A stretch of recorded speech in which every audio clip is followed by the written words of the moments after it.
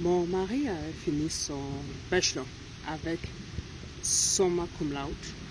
Pour ceux qui connaissent le système d'annotation là-dedans, c'est comme très honorable. Dans une université non-aime, comme on dit souvent. Alors, il a constaté amèrement des choses. C'est-à-dire, les personnes qui avaient fini avec cum laude c'est 2 en dessous, parce qu'on a sûrement pas changé la cum laude, mais des universités de renommée, ces personnes-là étaient automatiquement reconnues comme smart. Ces personnes-là avaient moins de difficultés à trouver un emploi par rapport à lui. Ces personnes-là devaient moins prouver, pendant que, bien qu'il était beaucoup plus performant, mais il n'était pas perçu ainsi. Alors, quand il a décidé de venir en Allemagne pour faire un master, un PhD, un professeur lui a donné un conseil. Comme toujours, dans nos vies, il y aura quelqu'un, un jour, qui va dire quelque chose, mais la question c'est est-ce que nous sommes prêts pour percevoir ça comme ça? Il lui a dit, rassure-toi que l'université dans laquelle tu finis est une université de renommée. Rassure-toi. Et ce conseil a suivi.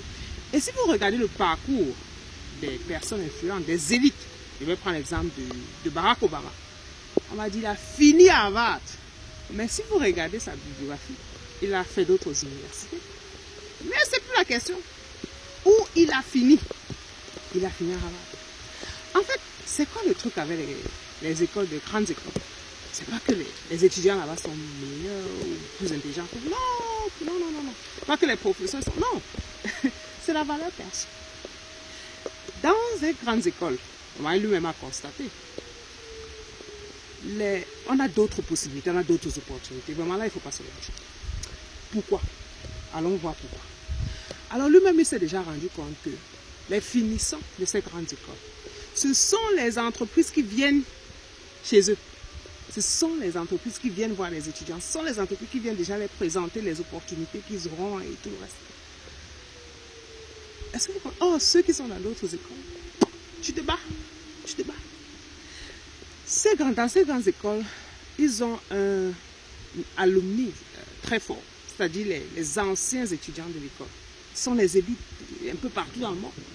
Vous voyez que, en tout cas, il y a toujours le budget, il y a toujours les dons, il y a toujours quelque chose. On se rend dans le marché de l'emploi, le chef de telle compagnie, il est dans l'industrie pharmaceutique.